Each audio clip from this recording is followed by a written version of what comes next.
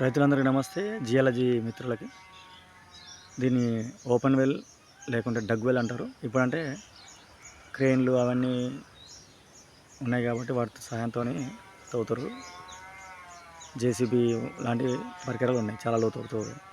కానీ ఇది దగ్గర దగ్గర 40-50 ఏళ్ళ క్రితం తవ్విన బావి ఇక్కడ కనబడుతుంది కదా, అది రాళ్ళతెట్టె. రాళ్ళతెట్టె ఏంటంటే పైన ఉన్న మట్టి ఏదైతే లూజ్ సాయిల్ ఉంటుందో ఆ లూజ్ సాయిల్ అనేది కూలిపోకుండా కిందికి వచ్చి జారి పడకుండా రాళ్ళతెట్టెను పెడతారు.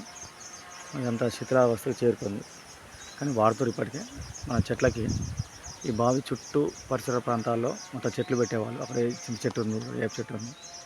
చెట్లకి మంచి పశువులు మన పక్షులు చూడండి మంచి పిట్టగుళ్ళు ఏర్పాటు చేసుకున్నాయి. అంటే పిట్టగుళ్ళకు ఒక మంచి నిలయంలాగా ఉంటుంది.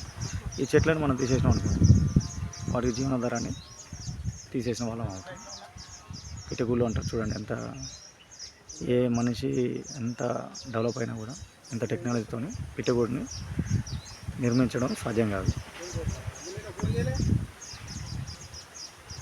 ఈ చతురస్రాకారంలో, ఓవల్ షేప్లో, రెక్టాంగిల్ షేప్లో ఏ షేప్లో అయినా ఉండొచ్చు బావులు అనేవి. ఎక్కడైతే మనకు కనబడుతుందో హైలీ వెదర్ మెటీరియల్ ఉంది, ఈ మెటీరియల్ కింద అవపడే నీళ్ళని మనం జోన్ ఆఫ్ సాచురేషన్ వాటర్గా చెప్పుకోవచ్చు. దీన్నే వాటర్ టేబుల్ అంటాం, నీటి మట్టం అని కూడా అంటాం.